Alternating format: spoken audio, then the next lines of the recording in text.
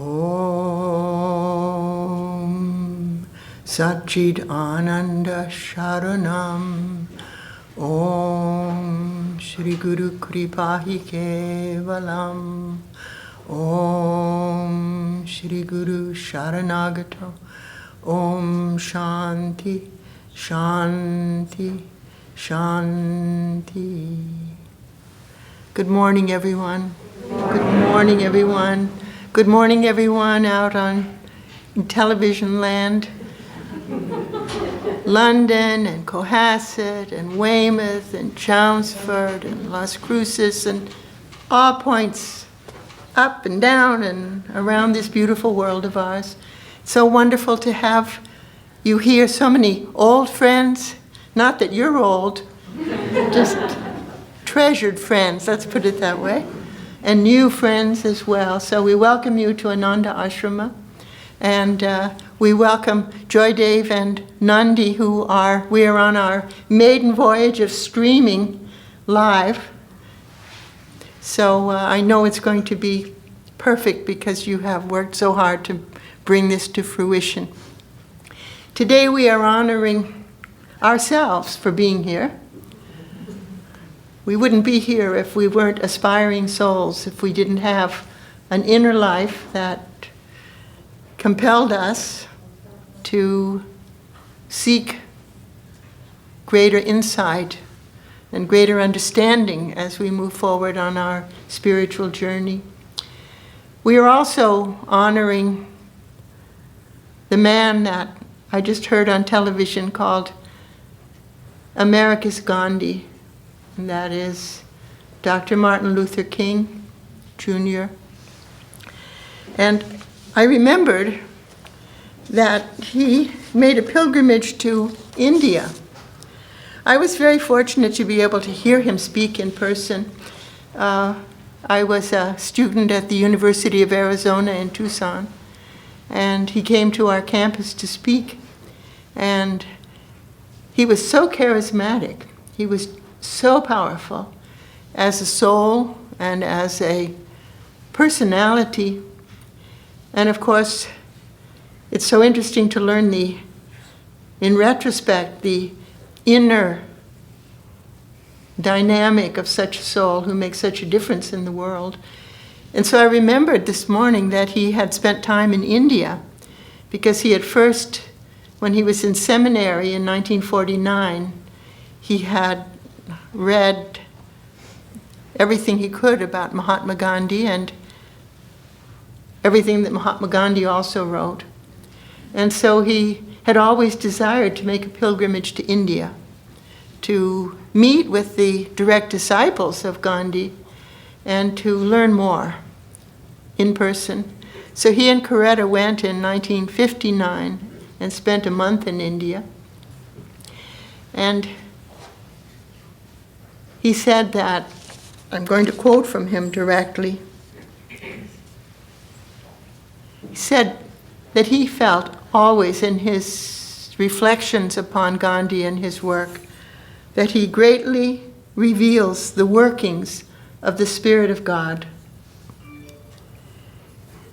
He said Christ showed the way. Gandhi in India showed that it could work. You know, we think of those highfalutin principles as being highfalutin principles. But how do you free a nation after 31 years of colonization, of being subjugated to another power, whose culture and whose peoples and whose ancient history was denigrated as something inferior? So Christ showed the way, and Gandhi showed that this works. And then he also said, at the time he was saying it, the greatest Christian of the 20th century was not a member of the Christian church.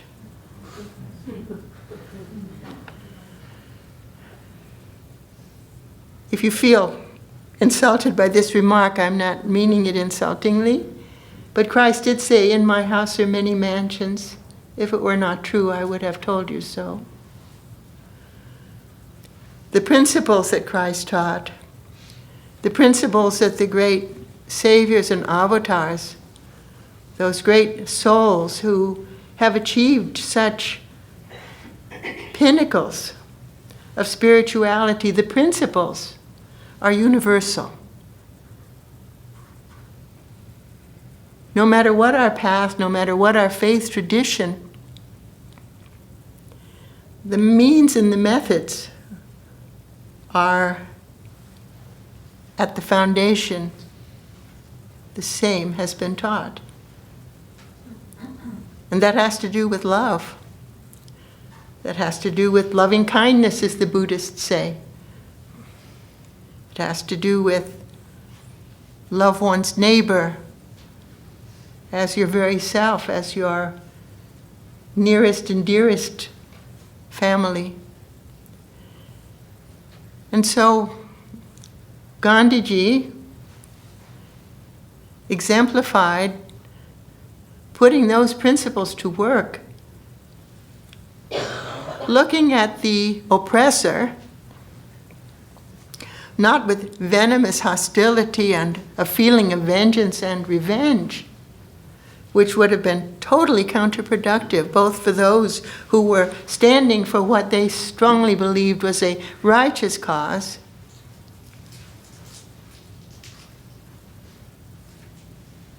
in favor of something revolutionary, and that was respect and appreciation for one's adversary. At the same time, practicing nonviolent non-resistance. Gandhiji chose for his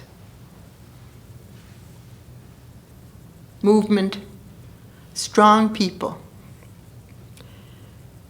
because he said so often the campaign for nonviolence, I'm nonviolent, I put as a big banner around my chest because I'm a coward.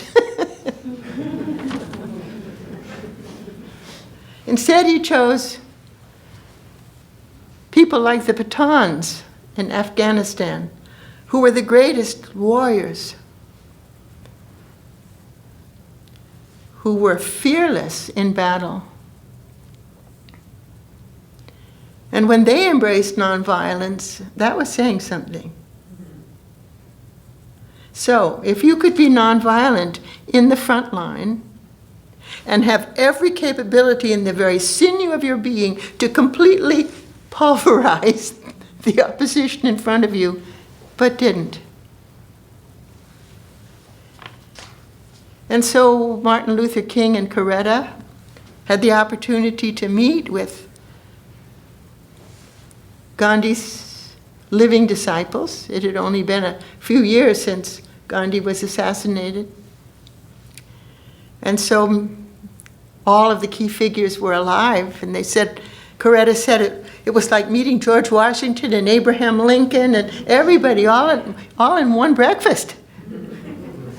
These giants in a movement that was successful, without violence, without denigrating the English,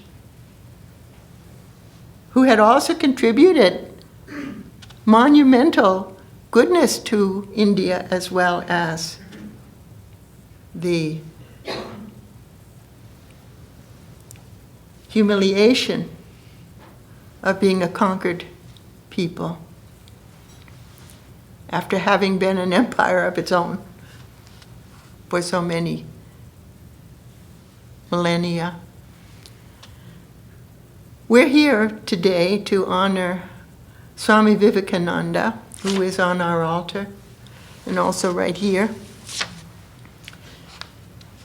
who was the chief disciple of Sri Ramakrishna, who is the master teacher and head of our lineage, our spiritual lineage.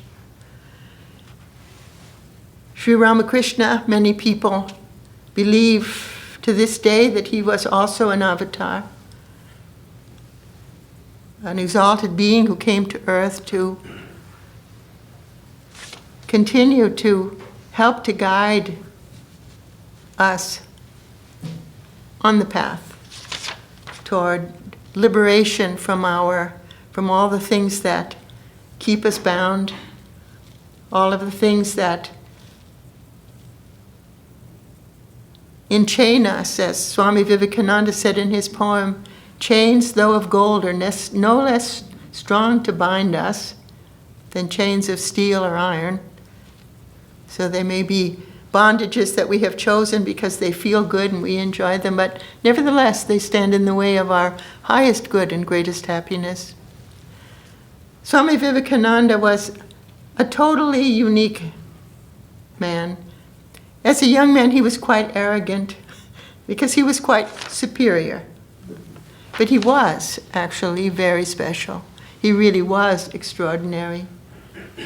At the very earliest ages, he was already very adept at meditation and didn't realize that he was adept at all. He thought everybody went to sleep enveloped in white light. He was an intellectual prodigy. He entered high school at the age of 7. The school that he went to, the schools that he was educated in were all English medium schools, which means that his native language was Bengali, but he spoke and understood Sanskrit, which is the more classical language of India. But he also was brought up speaking English, so he spoke English as well as he spoke Bengali. And in school, he loved history, was his favorite subject. And in college, he majored in Western logic, Western philosophy, ancient history, modern history, especially related to Europe. He studied law. He was a great athlete. He loved to cook. He loved to participate in amateur theatricals. He liked to row. He was expert in rowing and in wrestling. And he was a consummate musician, trained under expert teachers in both vocal and instrumental music. And he could sing beautifully in 3 languages, the third being Persian. Well, he was very interested in religion. And he was skeptical of most organized religions, in fact, all organized religions. And he was a very logical, intellectual, brilliant man and boy. He loved English literature and poetry. And in one of his college classes, they were studying Wordsworth. And Wordsworth had so many beautiful allusions to the highest experiences of the inner life, the mystical life, pointing toward the ability of all of us to achieve union, conscious union with the divine, whatever the divine is. Whoever we feel in our heart and soul is the divine for us. And so one of Wordsworth's poems described at length one of these experiences of the highest mystical state.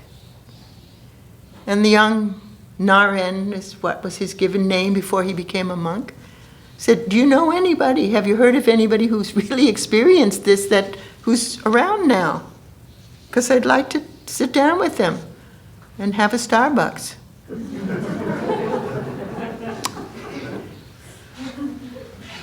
For me, it would be a Dunkin' Donuts. Regular. That means with cream and sugar. All you have to say in New England is regular. They know it means cream and sugar. So you save a lot of words. So the Scottish professor said, "Yes, I have met one such man, and he's a priest on the Ganges River at a temple just outside of Calcutta. His name is Sri Ramakrishna, and he's the real deal. He's authentic." So Narayan had been around Calcutta asking everybody he knew who was a minister or a priest or, anyone who was professionally spiritual, have you seen God yourself? And these people were truthful and they said, no, but I believe in God. I've had experiences of God, but I've never seen God. So naturally, when he finally got to Ramakrishna at the temple induction, is when he said to him, "Sir, have you seen God?"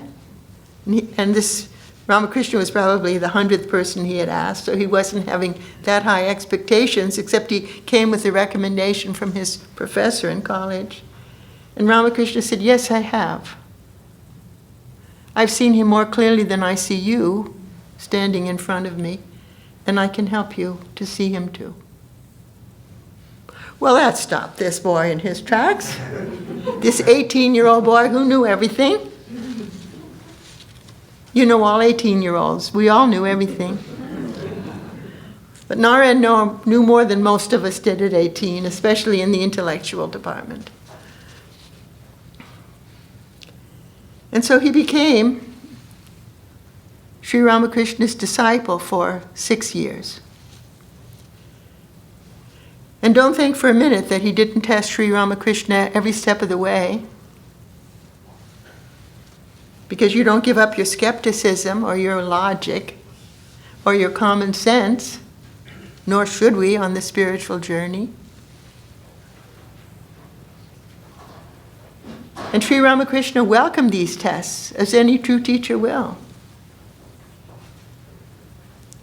As Sri Ramakrishna said, when you go into a jewelry store, especially 150 years ago, before they had certified things, you go in to buy gold, you want to make sure it's gold. Is it gold with an alloy? Is it gold? What degree is its purity? And he said, that's what you need to be testing for. What is the degree of the purity? So finally, Narayan's doubts were completely resolved. And so Ramakrishna taught everyone who came. He made no distinction. He spoke to every single inquirer, every single aspirant, regardless of their spiritual tradition, faith tradition. They were all welcome. He gave time to each one and spoke to them exactly where they were and exactly where their interests were. If someone came to them and they were having family problems or household difficulties, he dealt with them right there. He didn't say, "Oh no, these aren't worthy of our discussion. After all, I'm a holy person." These are your concerns, let's deal with them. And of course, the mighty, the great, the powerful, the spiritually evolved, all were attracted to this unique holy man, Sri Ramakrishna. And he could speak and inspire all of these men and women, people from the higher spiritual evolution to those who are just beginning or haven't even begun. And regardless of, India at that time was caste-ridden. There were Brahmins, and then there were untouchables, and merchants in between, and various gradations of society, and never they shall meet socially. But they could meet in Sri Ramakrishna's quarters, and they could meet him. And so Sri Ramakrishna spoke privately to his closest disciples. He never gave a lecture or had a public service or anything like that. He never wrote a book. But when he spoke with his closest disciples, both the young disciples that would become the core of the monastic community that grew up in the name of Sri Ramakrishna, the Ramakrishna order, the young men who would become spiritual giants in their own right, But Swami Vivekananda, Naren, who became Swami Vivekananda, the chief disciple, I just read the other day that Swami Sharadananda, who was one of the young men who would become a monastic in that order, said the only one who truly understood everything that Sri Ramakrishna was saying in the most exalted spiritual states was Naren. So it's no wonder that he became a world teacher, that he was the one who was like the St. Paul for Christ, the one who took Christ, who was lived and did his teaching within a very small group of people, would take it out to the entire world. Swami Vivekananda took the teachings of Vedanta, which is a very ancient philosophy arising out of Hinduism, and take it around the world. And especially did he speak to us in the West, in words that we could understand, in concepts that we could understand.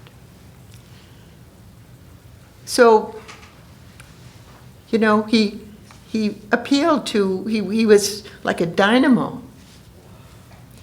And, people in the West, especially men, love sports, right?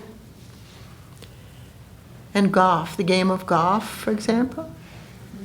So the first time that Swami Vivekananda was invited to play a round of golf with a group of prosperous businessmen, one of them said, "I bet you $100 that you can't get a hole-in-one." And Swami Vivekananda, of course, didn't have $100, so he said, "I'll bet 10." And he did. First shot out, I'm hole-in-one. That's what a natural athlete he was. So you can see how likable he was. He was mesmerizing, charismatic. And we're so lucky that he gave us, he distilled ancient teachings and gave us a book like Karma Yoga. How is it that we can achieve the divine through work rather than devotion, for example? Through everything that we do, all of the work that we do that doesn't cause harm to others. If we're a member of the mafia, it doesn't work so well. But in our daily, if we're a bank robber, if we, or rob homes, steal from the poor and give to the rich, those kind of things. This doesn't work in Karma Yoga. But we do. If our work is constructive, and it's done with thinking of it as making an offering for the benefit of all living beings, as an act of worship, just in itself, that we put our whole heart into doing what we're doing. And we do so many things all day. We get dressed. It's one thing. Did you think to offer that up this morning for the well-being of all living beings? No, we don't think in those terms, usually. Maybe you did. Or doing the dishes. Or watering the plants. Or, coming here. Or calling up somebody who is lonely. All of these can be offered, and they make such a difference in the world. It's a whole religious path. It's called Karma Yoga. It's an entire method that anyone can follow, no matter what faith tradition that we are part of. And he showed us another ancient path called the path of devotion. It's so natural for Catholics, for example. They're raised in the path of devotion. So many religions, so many sects in Christianity, for example, are all about devotion to Jesus. So it's very natural and very normal, this path of devotion. And what is that path? It's quite simple. We do everything that we normally do, and some extra good deeds. And we do it all for the love of Jesus, for example. Or maybe you're a Buddhist and you do it for the love of the Buddha. Or maybe you love the Blessed Mother and you do everything out of love and as an offering to her. That's an entire spiritual path. And both of them are really easy. They're really simple. But as so many of you say to me when we're in the line, yeah, it's really simple, but it's not easy. Why? Because our minds are so involved with everything else, not realizing that if we had a simple structure that we would do and can do every day with everything we're doing, this is the path that leads us to the highest, not only our highest good and greatest happiness, but toward the realization of that one God, the divine, the higher power, the absolute, the Father, or the Son. In whatever faith tradition we believe in, it works. So, these words of Swami Vivekananda, I hope, are stirring. To raise the standard of the world, we must raise our own standard. We serve by the example that we set. Let us vow to devote our lives to the cause of the redemption of the millions going down and suffering every single day. Every task should be offered for the good of the many, and what comes of it, in other words, the fruit of what we are doing to help the many and the good, what comes of it should be left to the divine. Let us pray to the Lord that we may serve wisely, that we may be given light to always understand the needs of others and to be shown the best way to meet them. And let us ask for a sense of kinship with all living beings and for more compassion, more forbearance, and more loving kindness. Let us make our mind and body fitting channels. Let us eradicate self-importance, self-interest, and self-pity because they rob us of all of our opportunities. Let us purify and strengthen ourselves and make ourselves ready to do our part in the world. Let us live in harmony and develop tolerance, which are the strength of all real service. So his motto was, arise, awake, and stop not until the goal is reached. Now, Swami Vivekananda was all about, did you guess it? Strength. Let us not be panty-waists and cowards at a time when we need to rise and be the strongest that we can possibly be. Not with our own strength, which goes up and down and flags, but with the strength that we call upon from within, the divine strength.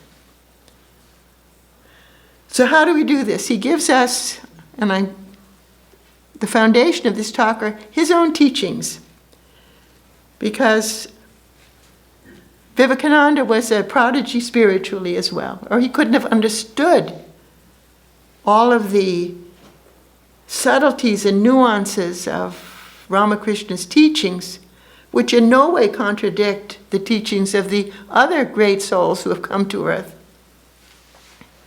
But he also understood the implications. And being a scholar and having studied the Vedas and studied the Western scriptures and studied all the different paths, we have stained glass windows representing different paths. We have our niches around the temple represent all the different paths. The different paths aren't the goal. The different paths are the means to achieve the goal. We get caught in the fact that we get caught in the method, we get caught in the path, and we forget the goal. So Swami Vivekananda reminds us of two things. One is to think about our concept of the divine, of God, because every one of us worships a different God. And we think the Indians are bad that they had 20,000 different gods. But that's simply that is simply a symbolic of the fact that the divine is so great and so incomprehensible that he has so many aspects that we cannot possibly roll them all up into one. That our human concept, no matter how big our minds are or how great the unfolding of our consciousness, we cannot take in all of God. And so what unfolds in each of us is a concept of the divine, a portion of the divine in a way. And as we evolve spiritually, our concept of the divine evolves as well. It isn't the same as when we were 6 years old. And hopefully we evolve, so whatever age we are now, we have a deeper understanding and a more dynamic relationship with God, with the one in whom we live and move and have our being. So, Swami Vivekananda points out that the Vedic teaching is that the divine covers everything. In other words, everything is God. All is Brahman. Brahman is the Sanskrit word for the divine. Everything is the divine, and we spend so much time looking all around. Where's God? Where's God? Where's God? God is all around us, fills us. It's not out there somewhere beyond the sun. And he reminds us that every one of us has God within us in our soul. That every human being has God within as a soul. And we think of ourselves as a body that has a soul. Where's the soul? Is it here in my head? Is it in my heart? Is it in my left wrist? Where is it? What we are, in fact, is a soul that has a body. We are a soul that is covered by this costume that we wear. He pointed out that just as God is within us, is our soul, covered over by this body, even so nature, everything around us, is the body of the divine. The divine inhabits everything. Everything is God. That means everyone around us is God in disguise as well. And that God's eyes and heart and hands and feet are each of us. That he can use us if we allow. Say, yes, use me. Use this body, use these hands, use this eye, these eyes, use my voice, use my heart. For your purpose. And the purpose is always highest good and greatest happiness. So if we understand that and learn to see that everyone, even the closest to us, are manifestations of God, and that everything around us is a manifestation of the divine. He's everywhere. So we're so busy trying to pursue this sort of ephemeral concept of the divine, and we fail to acknowledge, to even see, or to love, or to serve, or to worship the God that's visible all around us. One of the great things that Swami Vivekananda taught the order, of which he was the chief teacher, is about service of God in man. That the proof of our love for God, for the divine, is how we treat one another. You know that saying, the proof is in the pudding. What that means is the proof of all of your efforts and the ingredients and how you did it is how the pudding tastes. And the proof of our true spirituality is how we treat the living beings and the earth and everything around us. God present in everything and everyone and all living beings around us. In fact, he said the proof of religion, of religions, and of the religion, our spirituality, is unselfishness. How unselfish are we? So, how do we do this? We do this through thinking of ourselves as a person who is here to help others. Seeing ourselves as a person who serves. We don't like the word servant anymore, I don't blame you. But to be able to be one who serves. I remember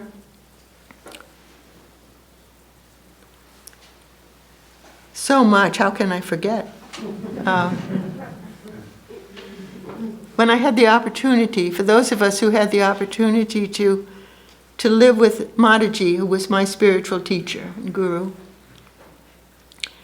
living with her, not just coming and going, but living with her, and being her student required absolute self-giving. You couldn't hold anything back. You had no time. If you had an agenda, like this is what I want to accomplish today, and Mataji was there, it was so punishing to resist this tidal wave that yanks you out of anything personal that you were trying to accomplish in the face of the opportunity to have utter and complete self-giving. That's the standard. Because anything that one holds in reserve is not utter self-giving, is not completely unselfish. And you say, well, this is not healthy. We have to have boundaries. Yes. But in spiritual life, I'm so grateful for the opportunity to know what it means to have complete self-giving. Of having the opportunity to not be able to hold anything back or in reserve. Because hopefully my life is one of utter self-giving to the divine, to be part of whatever purpose the divine has in mind for this small role that this soul is able to play. Because you see, this service, this looking at this every opportunity to say, to be able to help somebody else, is an opportunity, is a manifestation of, and a privilege, and an opportunity for a sacred act of worship. So God comes to us in human forms. He can come to us in the form of the poor, the aged, the helpless, the homeless, the mentally ill, the physically ill, the oppressed, the sinner, the unattractive. And if we have an opportunity, anything that we do to be of help to the world, anything we do that could really be of help to another person, another living being, to the earth, the spiritual principle is that we are the one who receives the blessing. We are the one that receives, that are helped. It is our salvation to be able to give real help to the world or to someone else or to another living being. So if we can see ourselves here with that we are allowed the privilege, the blessing of standing in the position of the giver, of the one who can help. As I said in the first reading, to have the discrimination, to be guided by how I can help, where can I help. So often we go in like a bulldozer and say, this is how I'm going to help you. And people, go, I think I'll struggle along by myself because you're more trouble than it's worth. So it is like, how can I help? This is true seva. Seva means service. So if we can see two simple things, and that is, we are embodiments of the divine. We are an instrument of the divine, and we are inspired to reach out and help one another. And if we see ourselves that our purpose in life is to have our minds so purified, in other words, free of debris, of extraneous debris, that we can begin to feel the presence of the one in whom we live and move and have our being, all is Brahman. And the divine is present with us in everything we see around us, in everything we handle, and present in all the different living beings in our lives, our families, our friends, our people at work. Each of those, God in disguise, are helping us to learn different lessons, are helping us to have the privilege and the opportunity and the blessing to serve, because as we serve, and if we ever have the blessing of really being able to help somebody else, then it awakens the divine in us. So I read again to you,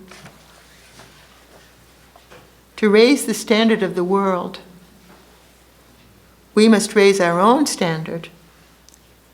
We serve by the example that we set. Let us vow to devote our lives to the cause of the redemption of all the souls who are suffering around us. So if we offer the most simplest little act for the benefit of all living beings, it actually benefits all living beings. It helps everyone. We think we're powerless. We are powerful. Why are we powerful? We're powerful with the power that resides within us. Every task should be offered for the good of the many. Let us pray to the Lord that we may serve wisely, but consider ourselves serving in whatever we're doing. Our work, taking care of our children, doing the gardening, going to the grocery store, ironing our clothes, vacuuming the floor, whatever we're doing.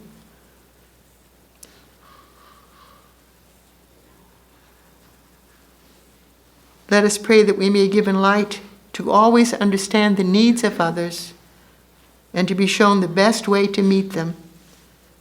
And let us ask the divine for a kinship, a sense of kinship with all living beings. Remember, Christ said, inasmuch as you do it for the least of these, my brethren, you do it also unto me. And for more compassion, let us make our mind and body fitting channels. Let us not just do our exercises to make us have six packs and become hunks. I have a 3-pack, I think. 3 rolls. So to make our mind and body fit channels so that we can help more and we can serve better, let us eradicate all sense of self-importance, that we're so hot.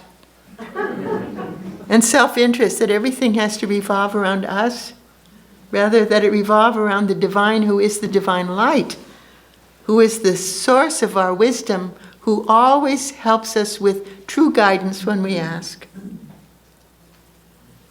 And self-pity, let us get over ourselves and just do the very best we can with what we have,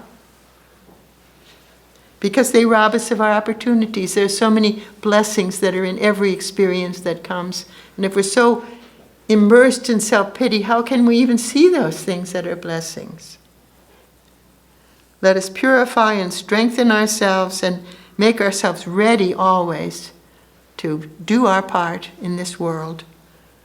Let us live in harmony, develop tolerance, which is trying to understand and accept the differences that we have and find the things that unite us,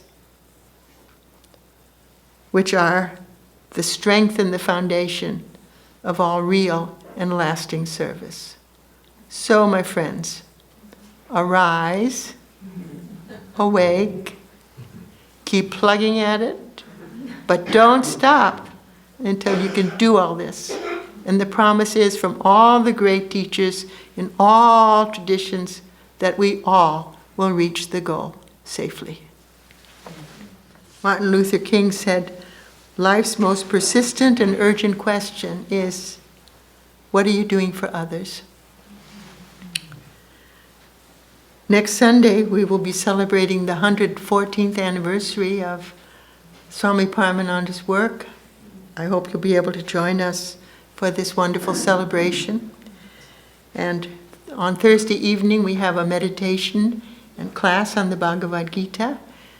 It is a class that everyone is welcome to. You don't have to have any prerequisites or anything. Every class is self-contained.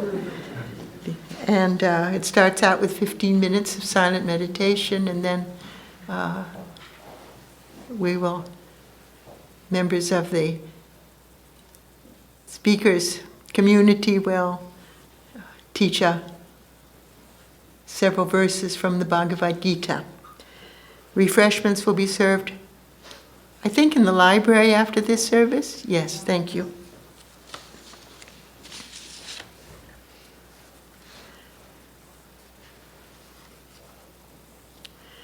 Today is January 15th. The month's theme is living consecration.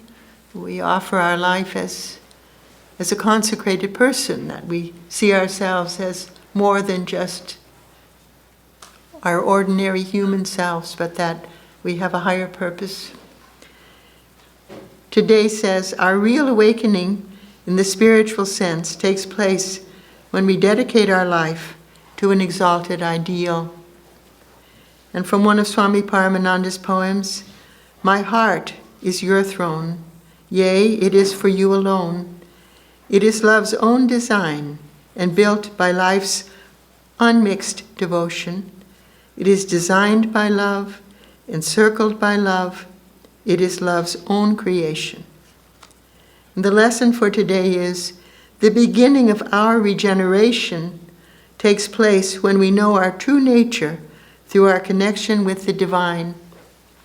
Real good comes to us when we find that we have the divine spark within us. If we learn to unfold that, all we have to do is to remove the obstacles from its way. Then it shines in its own glory. We must have a basis for our life which is dependable. The wise make it their first duty to find their home in truth. And the prayer, O divine essence, you are the absolute being, one without a second. Make me realize your allness. Enlighten my heart, that I may always feel your holy presence. Teach me always to draw my strength through contact with you. and surround me at all times with your blessing and your peace. May God, the Absolute, one without a second, the one in whom we live and move and have our being, the one God who is called by many names, Christ of the Christians, Allah of the Muslims, Hashem of the Jewish people, Ahura Mazda of the Zoroastrians, Buddha of the Buddhists, Shangdi of the Chinese, the Great Spirit of the Native Americans, Brahman, the Divine Mother, the infinite and all-abiding Spirit of the Hindus.